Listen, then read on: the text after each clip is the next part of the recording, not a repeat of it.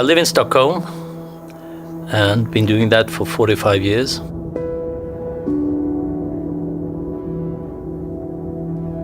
And being brought up in my youth in the northern part of Sweden, being accustomed to snow and darkness, it's still always an adventure to come to Kiruna.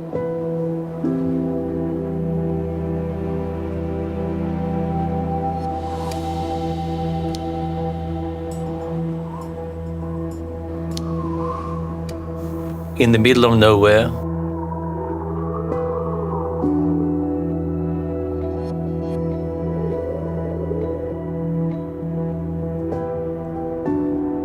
There is forest and marshlands and reindeers.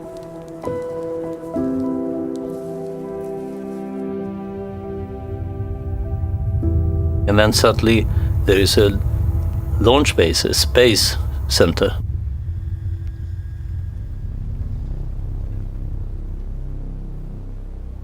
That is so strange. Still, every time I come here, I feel this is strange. This is really different from what you can expect.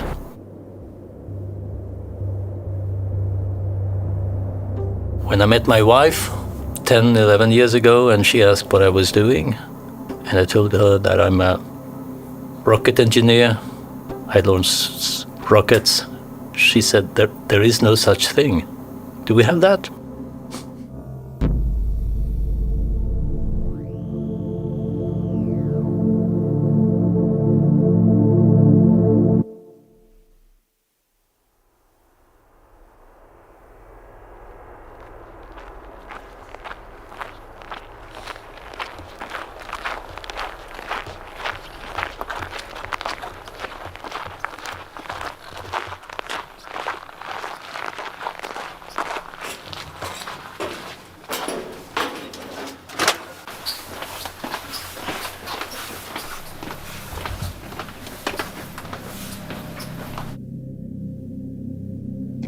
What do you want me to explain?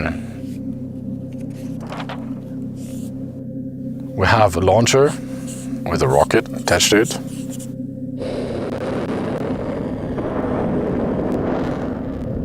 A sounding rocket means it is not going into orbit, it is staying underneath. So we're basically following a parabola.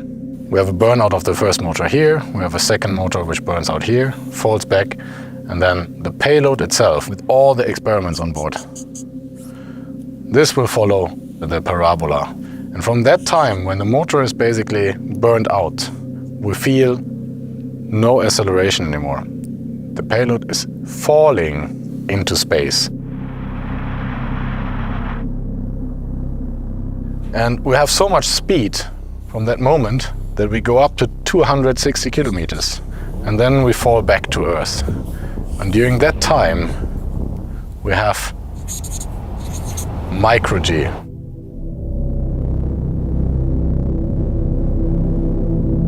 When we come back towards Earth, at roughly 100 kilometers, and at a certain point it's slow enough, just by the air drag, that it injects a parachute. We have the payload hanging for the last 5 kilometers until ground, and it will land softly on the parachute before it lands. So that's the basic trajectory where everything happens. But this part up here, this is where we do the science. This is where we use the microgravity for 6 minutes to do our experiments.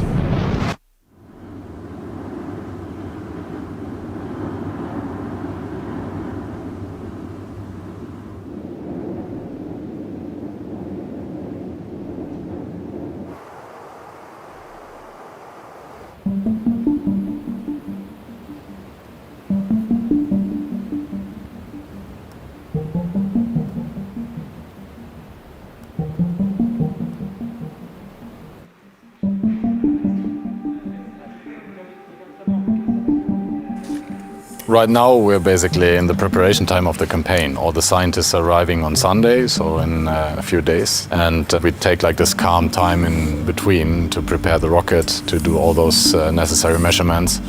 And when the scientists arrive, At the end of the week, then it will become busy again, and then they start preparing the experiments, and all the engineers and scientists are working with the experiments in the last preparations for flight.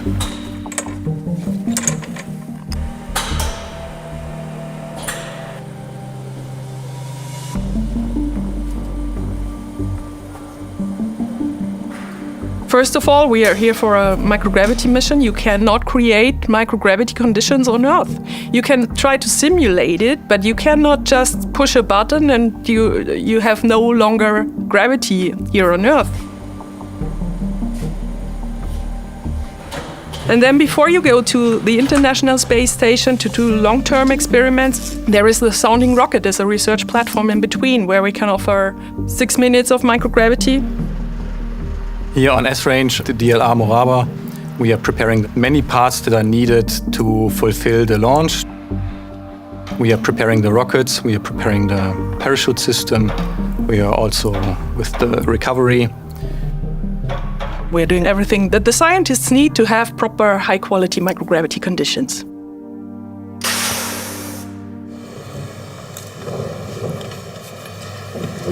So, and now we need to push it very careful to me, open it, because there are these connectors, and we really need to lift it. Yes. There we go. Okay. Yes. There you go. That was it. Yep, all right. Good. SSC is a state-owned company. So we basically run as a private company, but all the shares are in the hand of the Swedish state. With Suborbital Express, we provide a platform for research under microgravity. Like, let's say, the big players, such as European Space Agency or German Space Agency. For this mission with the Swedish Space Corporation, the role of ESA there is to make sure that the industry will provide the scientists and the state-of-the-art in instrumentation for performing experiments in space. Okay, down, down, down. Here we have the opportunity also for small companies or startup companies or universities have the possibility to get on the platform, to have the same service levels and to do real science under the same conditions.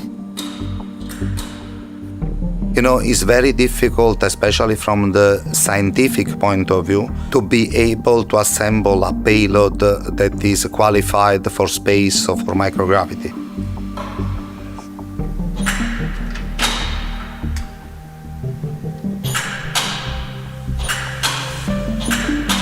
It has been a great help for us to have this opportunity to test our technology and give us access.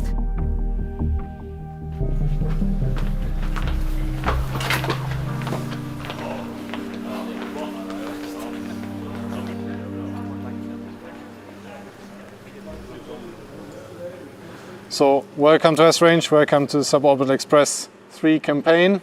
The experiments are ready for flight simulation today. You will see that there will be activities in here and the operations is in the Science Center.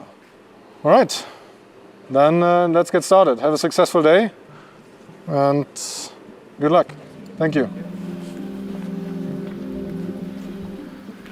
First of all, I think this is something what is the cool thing with this job I'm allowed to fill. Yeah, so as the project manager or the mission manager, you have to understand each and every experiment to that extent that you actually know what is happening. So shut it off manually. So we have 12 experiments on board. So you have more than 100 scientists on site and customers. Yeah, we have a few other things that we need to discuss. And of course I have the commitment to deliver a successful flight. But on the other way, since I'm also committed that this will be a successful flight, I don't take any risk on each of the systems, for example. So I want everybody to leave S-Range with a happy face and with great scientific data. And that's a goal. And yeah, there is pressure, but that's normal, that's a job.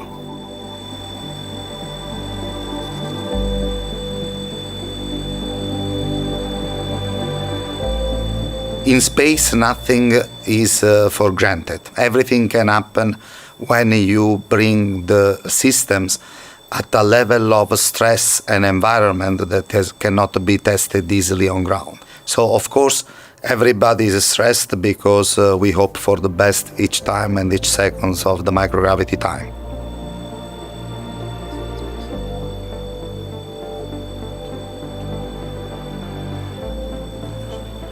What you must not forget is, when you go through this process, you build an experiment for 2 years on the science requirements.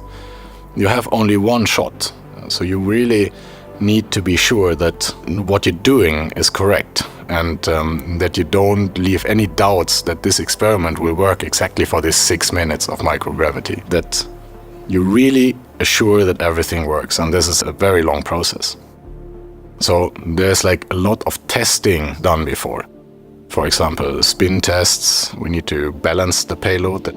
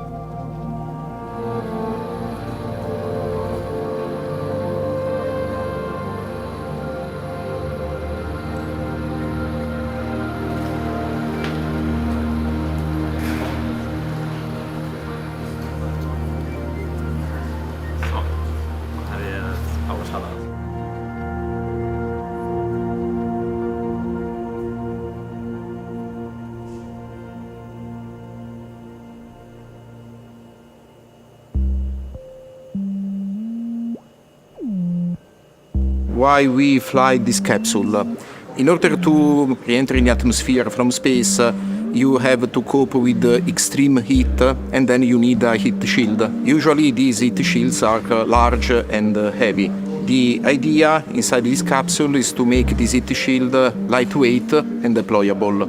Once the motor is separated from the payload stage, the capsule is ejected, and then the deployable heat shield is deployed, actually like an umbrella, but it is made of material that can withstand up to 1500 degrees C. Once landed, we will use the GPS data and other beacons that are inside the capsule for recovering the capsule after the flight. Uno? No, lascia così, basta. No, appena attacco vede la carica, che passa. Esatto, di solo Okay. So now we start with GSC and check the status of one of the two battery system, showing that it still needs charge. Non è tanto 0,7 No, it's costante. We will actually need this detector on the helicopter just to verify where the capsule is. So now we can make a test and verify that it detects the capsule. Yes. It works.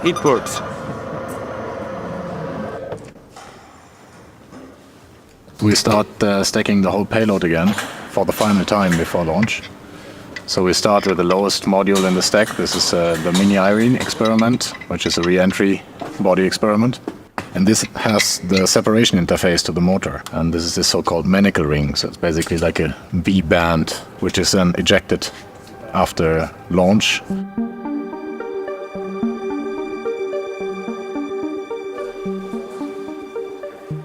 Und wir sind eine Space-Marke und wir bauen Space-Uhren. Und da gehört es dazu, dass du nicht nur theoretisch im Labor etwas berechnest, sondern musst auch den Praxistest durchführen. Was machen wir UTC? We've been traveling space for more than 30 years now. But I think there was nobody actually who tested it. I guess there's some kind of list of things a watch needs to bring or have to go into space. Also wenn du dir vorstellst, dass diese Uhr oder die Rakete, sie wird extrem hohen Vibrationen ausgesetzt, die hat eine extrem hohe G-Belastung von 12 bis 13 G und das kannst du nur eigentlich hier in der Praxis in der Rakete testen.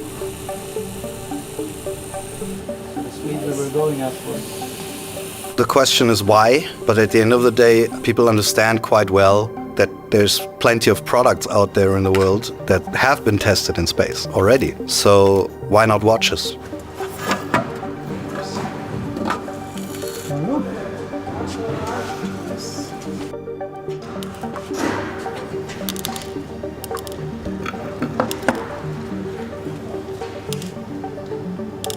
Mit 10, ob das 13 sind, noch eine fehlt.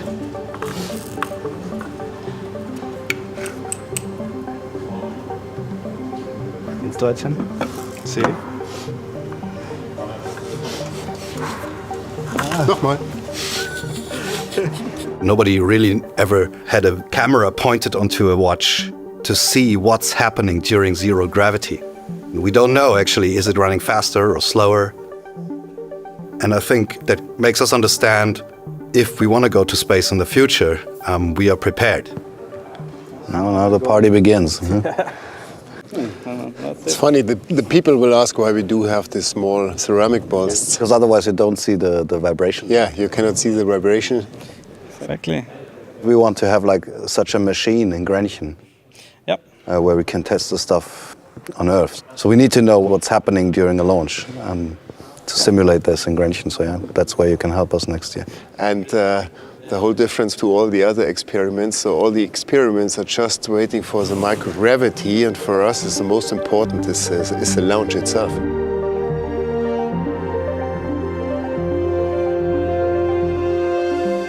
Very cool. Getting nervous now. Yeah. I was like, yeah, man, that's a rocket, but now it's like, fuck's sake, it's a rocket.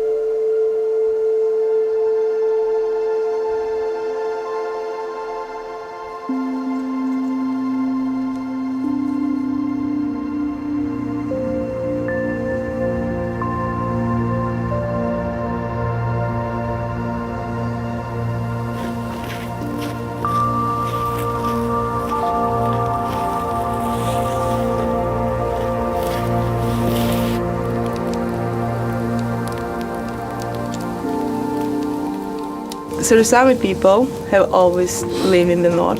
And some are fishing and hunting, and some just use the handcraft.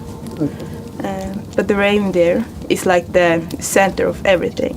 Is it still today like that? Yeah, in my family it is like that. Like the reindeer is the center. Okay. We move where they are.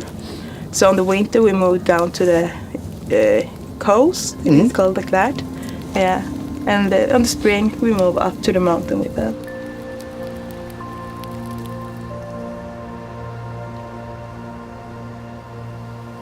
I don't think it's so beautiful in the cities, big cities. Yeah. But here, I can breathe out. It's so silent. So it's much better. Yeah, but the environment here is changing too because of the climate change. We get shorter winter and longer spring. And if it gets hot, then this snow will melt and get ice on the ground. And then it comes snow on it. And then the reindeer cannot dig or smell the food on the ground. So they will starve because they cannot dig through the ice. Yeah. We've been here now for a couple of days already. We've seen, for example, the aurora for like a very couple of times only. Yeah. Only not that bright, but I guess you've seen it hundreds of times, right? Yeah, I have. My mom always told me and my siblings that we are not allowed to scream because if we scream, then the aurora is getting angry. Oh, okay. And we cannot make it angry. It's like so much power in it. Okay. So we don't scream, we don't whistle, we don't point at it. When we see it, we're just like, oh, you are there. There is this two guys on S-Range who kind of work on the aurora, and they kind of physically, they do some measurements and stuff, and they do it since the last 30 years or something. Yeah, something like that. And they kind of measure the speed of the aurora. Yeah. So very interesting. Yeah, it is.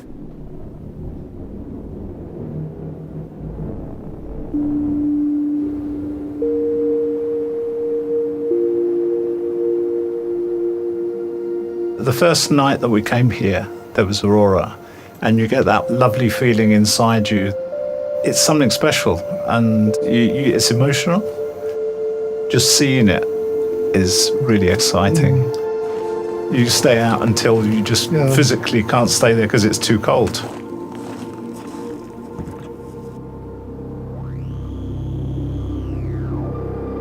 I'm interested in the stories behind the aurora, and in particular the sounds of the aurora, which is something that scientists used to say couldn't possibly happen, but now there are different ideas as to how it could happen.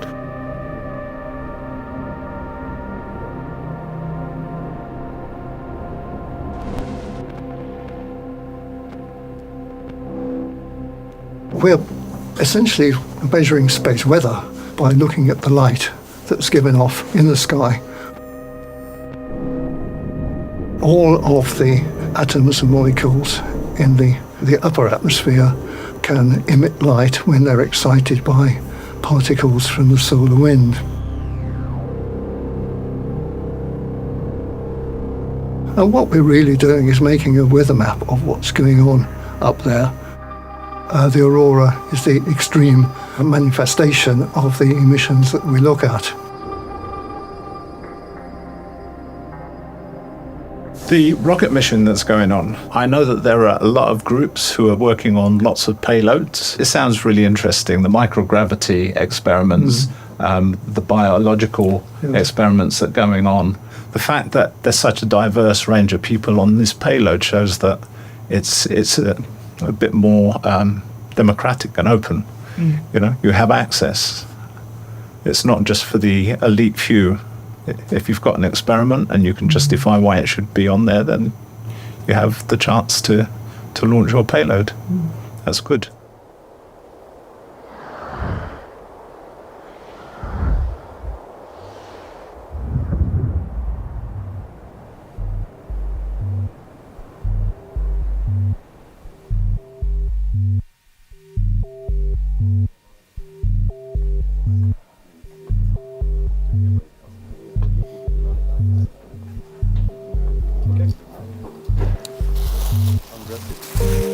Let's undress her.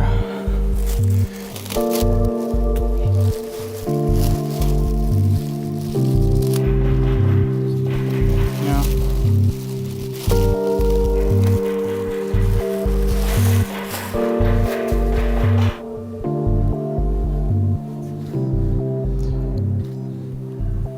beautiful.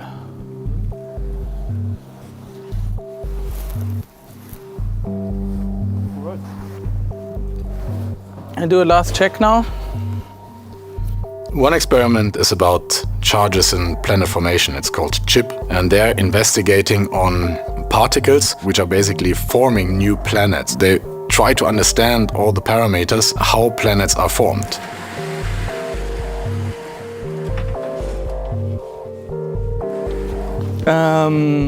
Okay. What is the right position? ECA1 is here, so like this. We think that electrostatic forces between charged particles are very important for the early steps of planet formation. So you have collisions, you have friction, and you have charge separation. Okay. Try.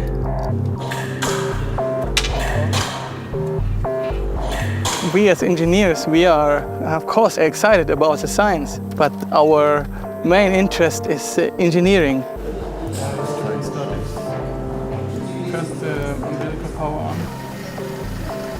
So we have a video live stream from the rocket, and then we see, okay, the particles start to coagulate, we wait until they grow, and then we just can agitate them again to induce more collisions.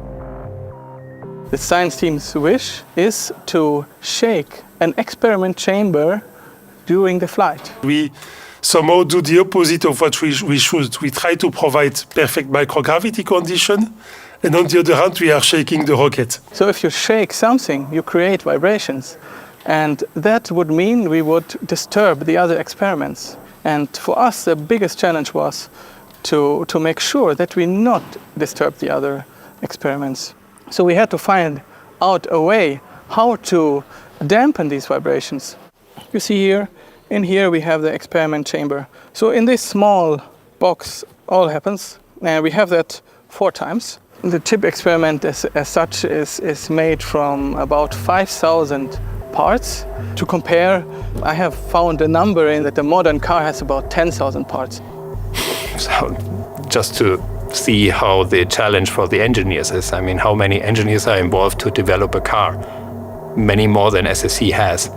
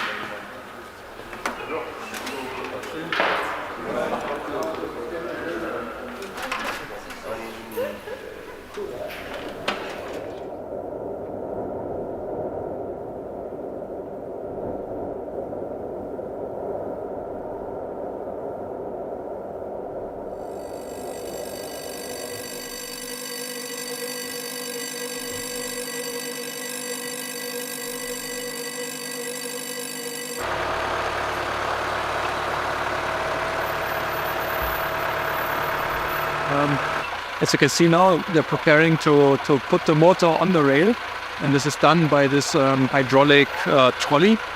So with this, they can pump, as you can see.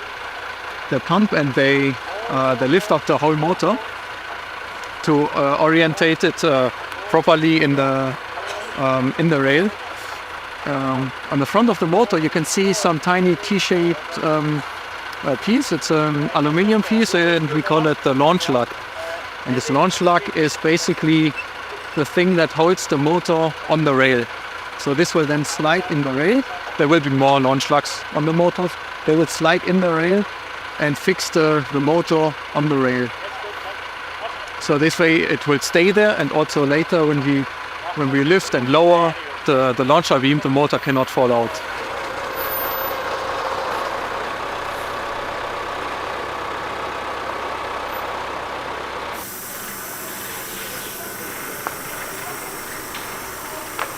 This is fun. You will like it. You will love it.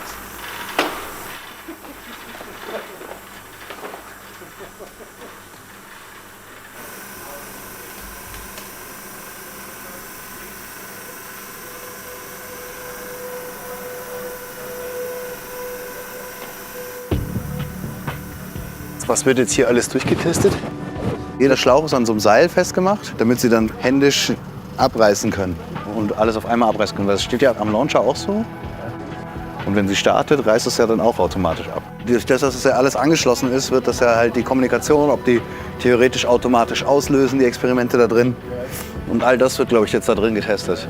Also, siehst du nicht, aber ja.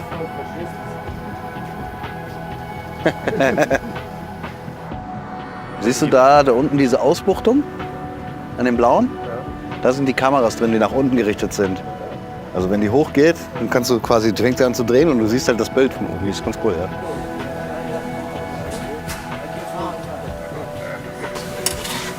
Stefan, did you ask ship to power on the module? Yes, give it a second. Mustang should be started. Just let me check. Flight control from Esro's team. Flight control here. We've checked the nominal file. It looks good. It looks a little bit like chaos, but everything is perfection. -10, 9, 8, 7, 6, 5, 4, 3, 2, 1, 0. They know what they do. It feels like a puzzle, but at the end of the day, it's like Lego. Every brick kind of finds its place. It feels a little bit like Big Bang Theory. And you are Sheldon. Yeah. No, those are all Sheldons. All Sheldons, yes.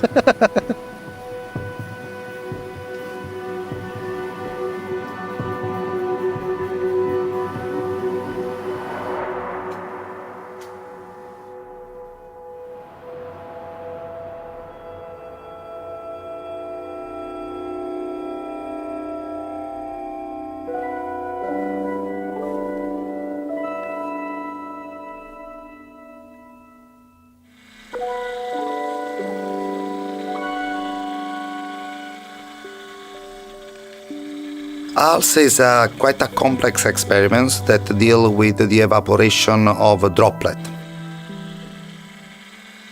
The evaporation of droplet is important because will allow us to regulate, for example, the use of water in agriculture or to have better dispersions in the substances that we use in everyday life. The phenomena in microgravity that are linked to the evaporation are the absence of convections that will create, we hope at least, more uniform coatings.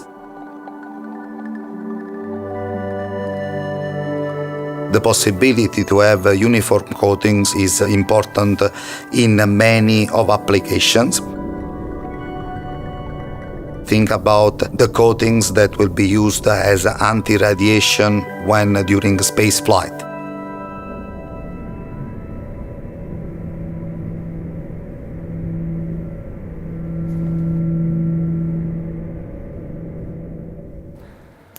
So, Theo, the distilled water with the PDA, check? Yes. Okay. The label is done, and that's a check. One of our smaller experiments on board is the experiment Musa from a science group from Costa Rica. And they're investigating on the Panama disease, which is actually affecting banana plants all over the globe. And they are using microgravity to trigger certain effects on these spores, and they try to find some initial conditions for a possible cure for this disease.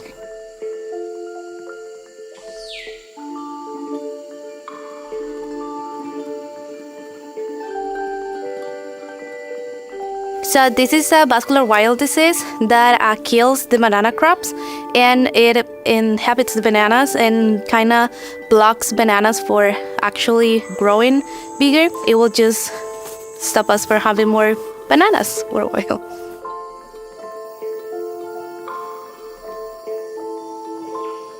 It's just that I still can't believe like everything, how my life has changed in the past 5 years, and then now that I'm here.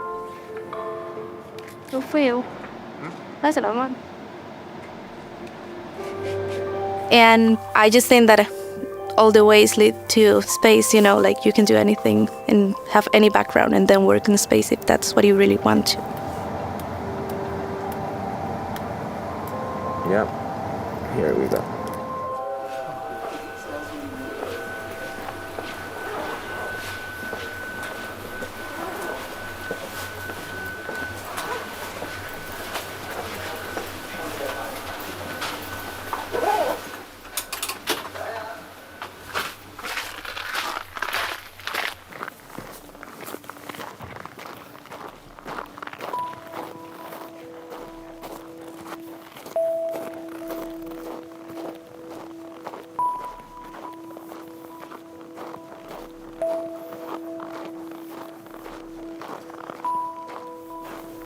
We have another experiment on board, which is called NeuroBeta, and they're working with diabetes research.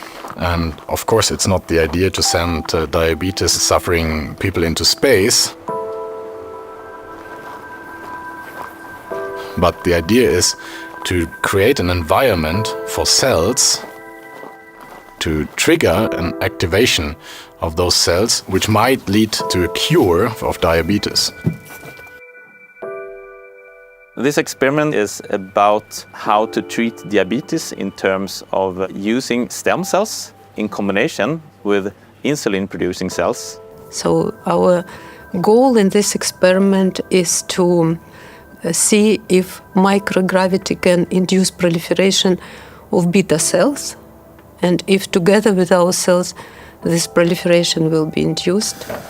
So this is the unit that we will put into the rocket. This is basically a flying incubator. Once we put this hood on top of this, you have a controlled environment to ensure that the cells within have optimal conditions for the experiment.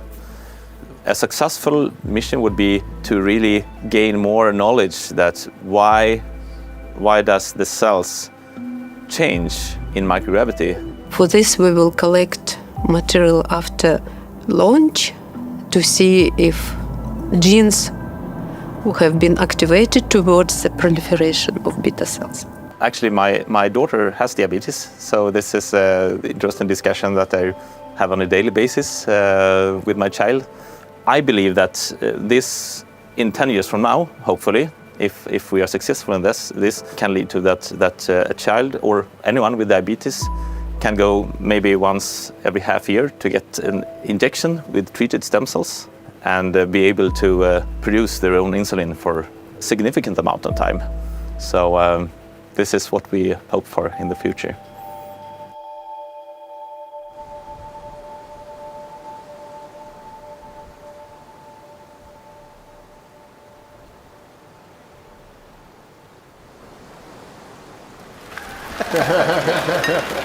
Well, you know what to do with it. Jake, the instructor, brings some green tea, some nice stuff. The community is definitely a big thing of it.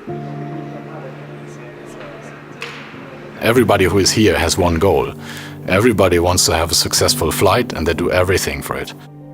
It's very interesting to see that astrophysics and rocketman and watchman can work together on the same level, and that's very, very interesting. And I always love to do these missions and campaigns and to work with people that are so much committed, having this fire in their eyes. Where else do you have the possibility to do a project which ends in a rocket launch, and you can be there and you be part of it?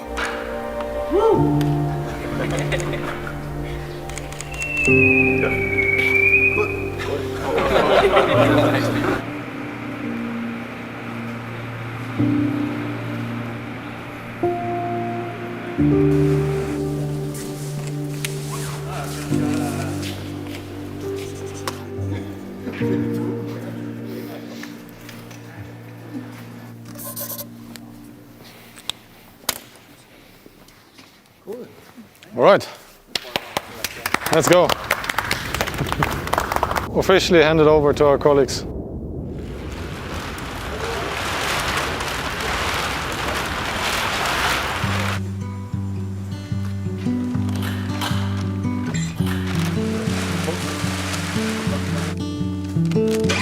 Humans have a need to collect knowledge, and we have a need to collect knowledge together, and that's exactly what we do here. My new favorite color is blue. It's been that way since I started missing you. I think it's really amazing because these days you often hear about all the differences between people, all the disagreements, all the wars, but here you have people of all different continents and countries are getting together to work on the same thing for the same goal. And it's not something you usually see outside of science. It comes in waves, in waves, they roll on.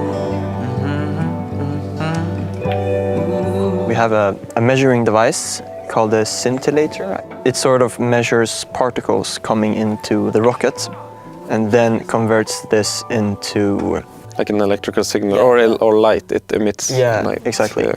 And then we measure that, and we then, depending on what electrical measure it is, we can determine which sort of radiation is occurring in space. Yeah. And it's getting through to the rocket basically, which is obviously really interesting.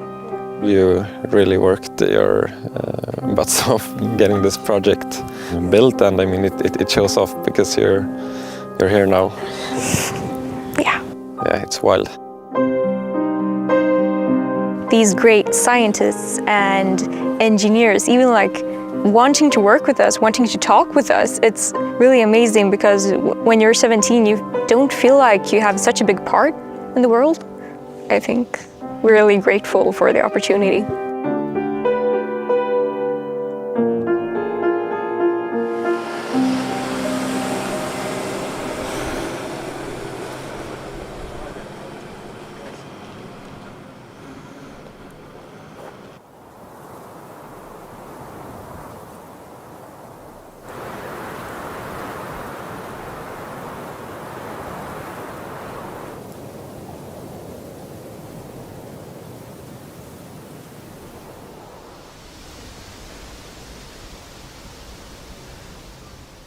Here on the screens we can see some people working outside in the tower. They are practicing the late access to see how long they take for the experiments, to see how long they need for the last preparations before the launch. And this is basically the live view on top of the rocket. You can see the nose tip, and this is one level below. So the tower has multiple levels where you can reach the different areas. And sadly, we cannot go out anymore because it's already everything prepared, and we need radio silence if we go outside. So we don't want anything disturbing this.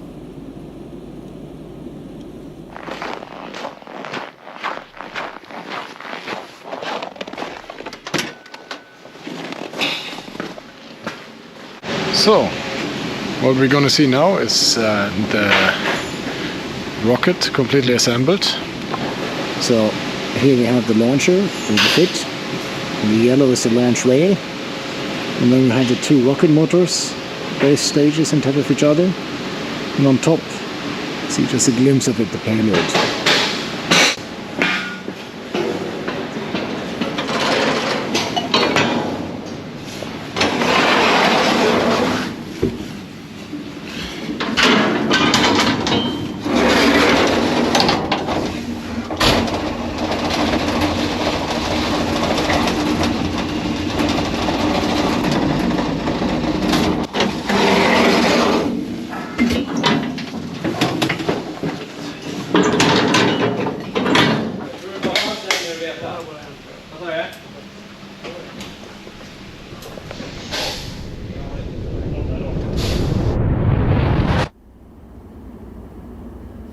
Good morning, everyone.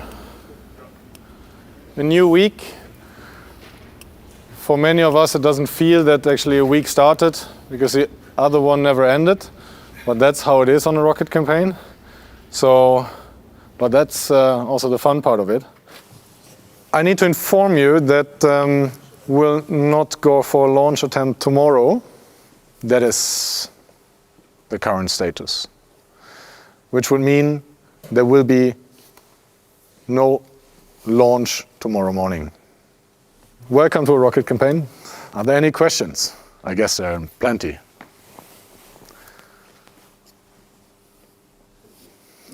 Either I'm so unclear that you're just confused, or if it's super clear. The only one information, yes or no? We know that there's no. No for tomorrow. But you still see me with a smile. You don't see me like hiding behind the board yet. This is how it is on a rocket campaign, and I'm not at this point in time concerned. After 2 years, you will not rush into a countdown when you're not 100% sure that everything is working. Good. Thank you for your attention. Have a successful day. See you later. You still find during the testing like smaller flaws. I mean, these are prototypes which we're flying. Each experiment is a prototype. So it can happen that you find at a certain point like a small error. You fix it, you have to verify that the fix is correct, and then you know that this error will not appear again.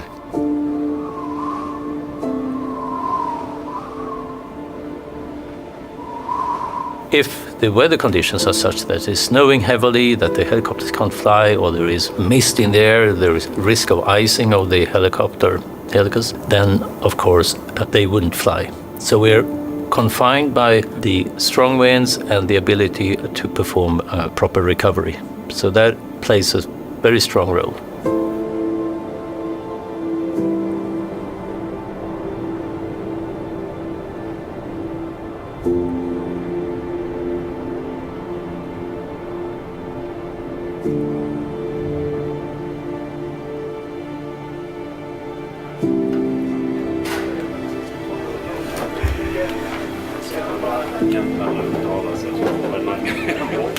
Great! Welcome everyone. So we'll have this flight readiness review now. See that if we are ready to go for a launch attempt. S3 safety board that we got an approval on the 17th of November. So Arl, Nurbeta, Yes, go. Ship, Go. Isa, Go. Mina Irene, and shell module. Go. Recovery system, go. Project manager, go. Mission manager, go. So we approve the ground safety plan, the flight safety plan, the recovery plan. Then I get the last word, go. We'll pass this around, have it signed. So the plan is now for tomorrow. We will have a show up at 0 to 100. Then we'll have the countdown starting from T-minus 6 hours at 2:30 local time. So that means that if we have a nominal countdown, we'll have a liftoff at 8:30. And what's the forecast situation? Good. Yeah, it's looking good. That's the small version. So settings are bullseye. Recovery is not as confident. As we said, we won't know recovery until it's daylight. So we'll see. So that's how it always has been in the plan. But settings are bullseye. We have good settings for today, so yeah, that's good.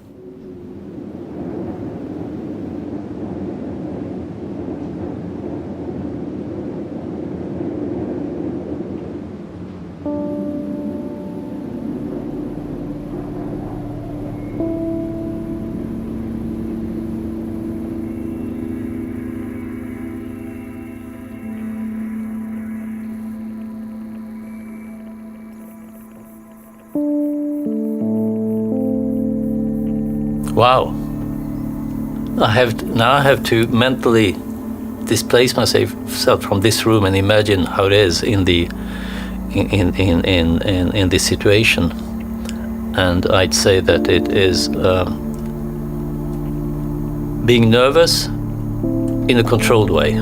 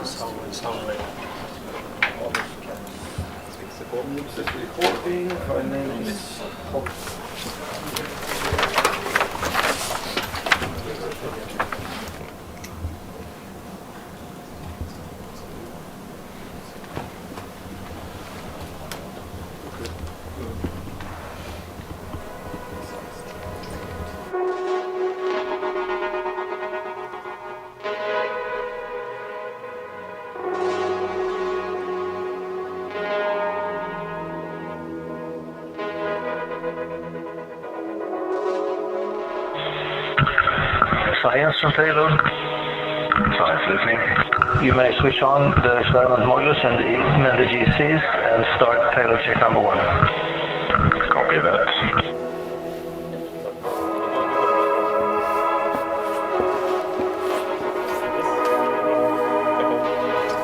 We have a countdown that runs for 5.5 hours approximately, and there are holds on the way for countdown to make possible for engineers to do the last adjustments controls of the payload.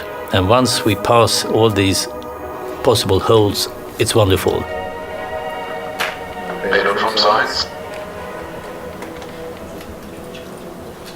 Payload listening. The module checkouts are completed. Thank you very much.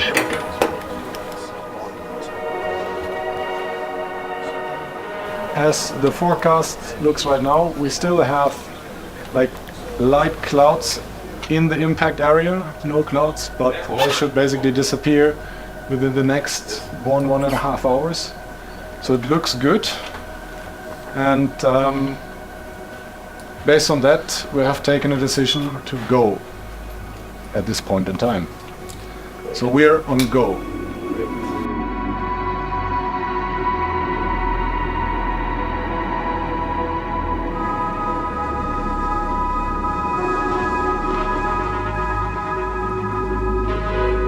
Attention, no personnel are allowed to stay outdoors from this point except on the radar hill and chaos. End of message.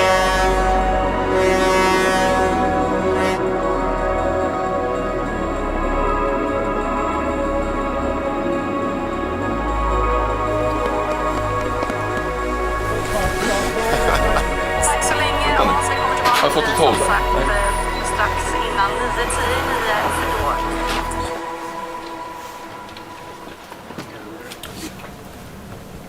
T-minus 2 minutes. Experiments on internal power. Confirmed. Confirmed. Internal power. Confirmed. Thank you. On the launch day, when I'm sitting in the science center, basically representing the whole science team and all the engineers for the experiments, I have the green and the red button, and after this 2 minutes before launch, I have to decide, are all the systems on go? Beta, are you ready to go? Ready to go. Al, ready to go? Experiment payload on internal power. Chip, are you ready to go? Ready to go. Chat module? Chat module is ready to go. Ready to go. TLR team recorders running. Service module in flight mode, recovery armed. That's quite an emotional moment, because you have been working for this for years. Minus 10, 9, 8, 7, 6, 5, 4, 3, 2, 1, 0.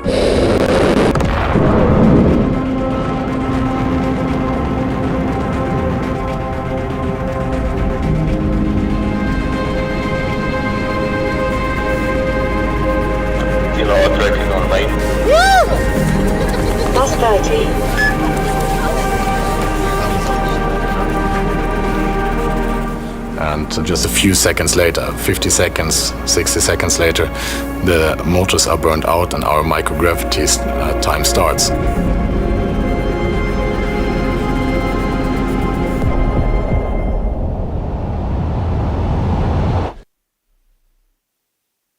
T plus 1 minute.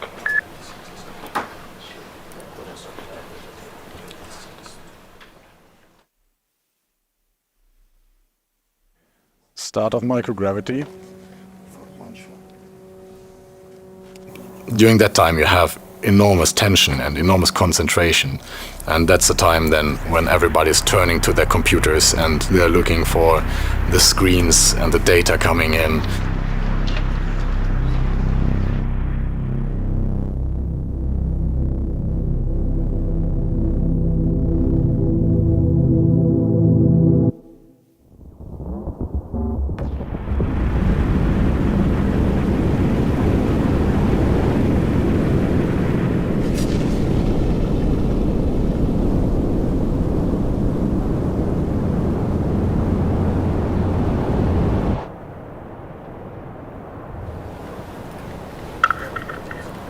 Recovery sequence seems nominal. Main chute is out.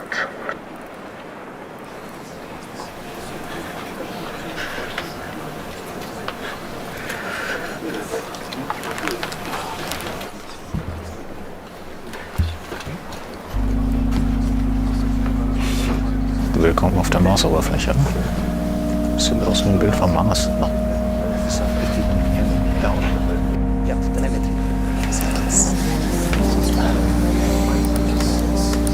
Telemetry, and we are lower in altitude. Super. Which there is. Congrats.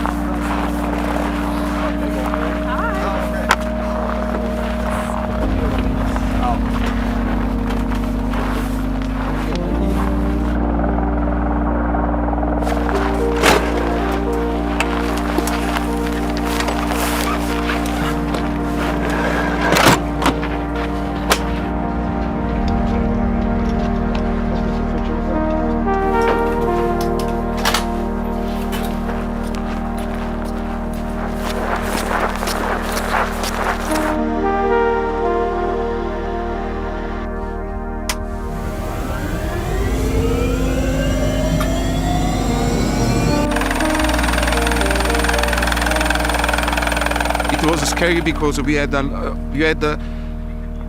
huge amount of time without data, and our heart was making it tutum tutum tutum tutum tutum tutum tum tum. Then the first package arrived. Oh! And you in the science room, you have to be silent, disciplined. Yes! Wonderful. We have a very good amount of probability to catch the capsule back.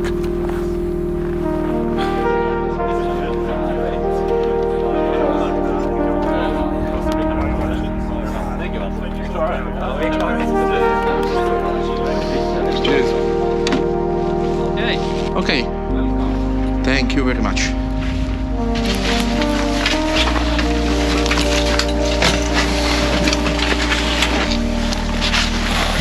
Okay, so you have this like shoulder mount? Yeah.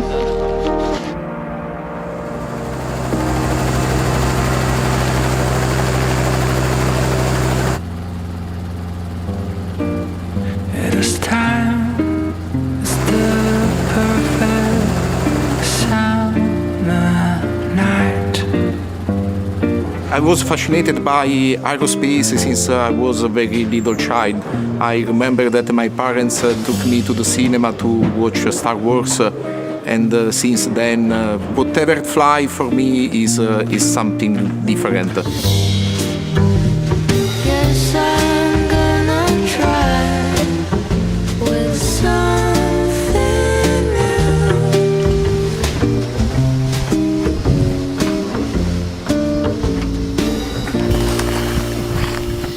sure is lower than it seems.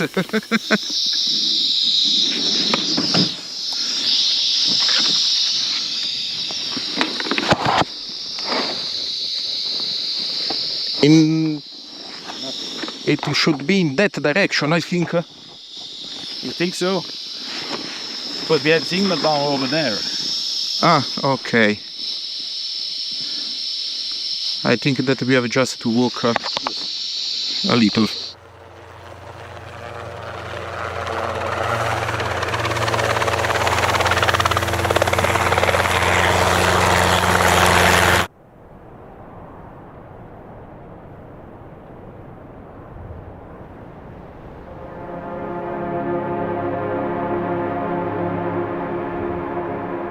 What do you want to turn? To the right, yeah.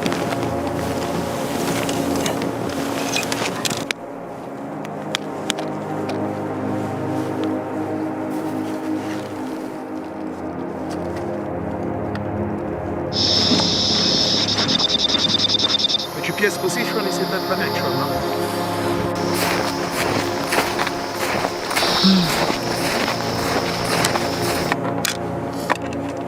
Ja, vi flög lite annorlunda för det var för att undvika moln. Ja, visst. Tar det in ganska mycket tid? Ja, det är vi. Så två så pass.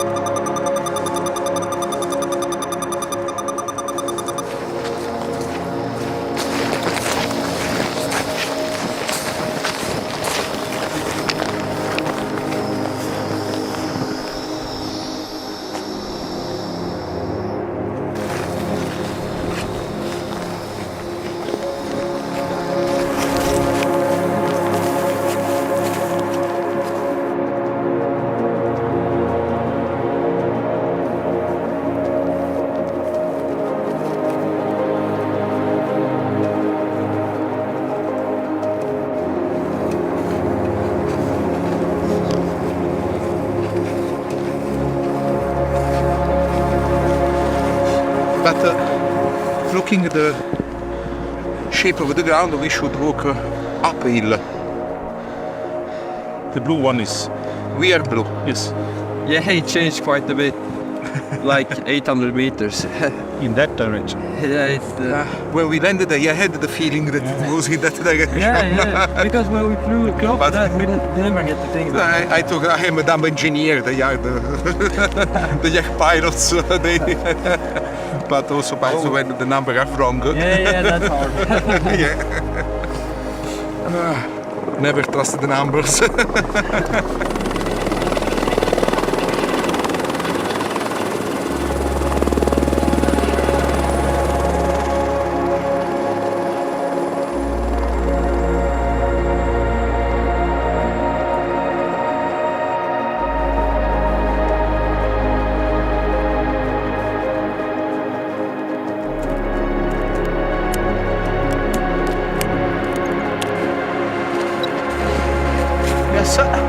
Stronger.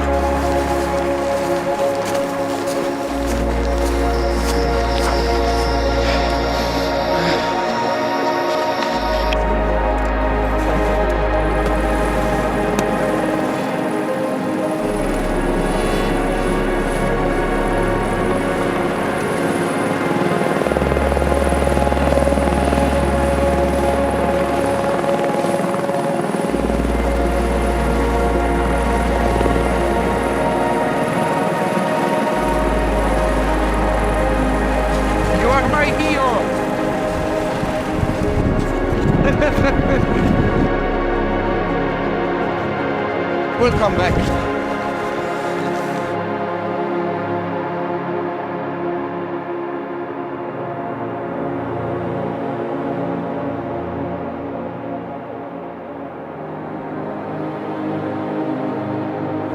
You see the reindeers over there?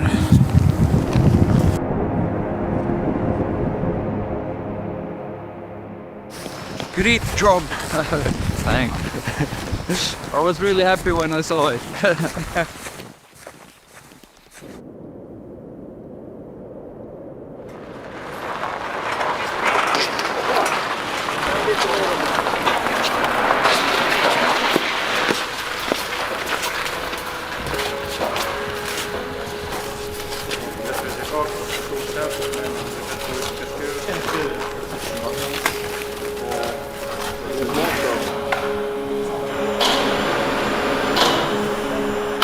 Huge. I mean, it is a huge relief. So the moment when we got the message that the payload was back on S-range, I mean, then you're really relieved.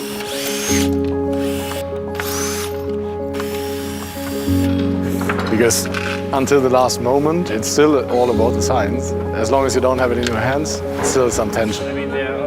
But now, when I see a lot of happy faces, all the colleagues seem very happy about the data, so looks great.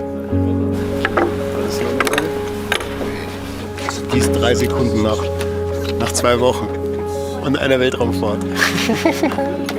Super. Not too bad, my friends.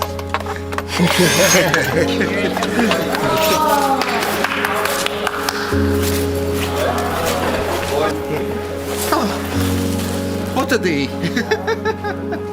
Congratulations. Yeah. Thank you. Good job. Really fantastic. So. I think that when you're this young and when you come from a background with zero like training in space stuff, you don't believe it until you see it. And when I saw it like taking off, I just remember everything that has taken me to this top, and I actually started crying, but it was quite hard to cry in that cold because my tears started like freezing in my cheeks. And I still can't believe it. And we were just joking about it because we were like touching it and disassembling it and displaying it with it. And then someone was like, can we just stop and realize that this thing was in space in like 2 hours ago and now we're touching it? So I think that it still feels like a little surreal.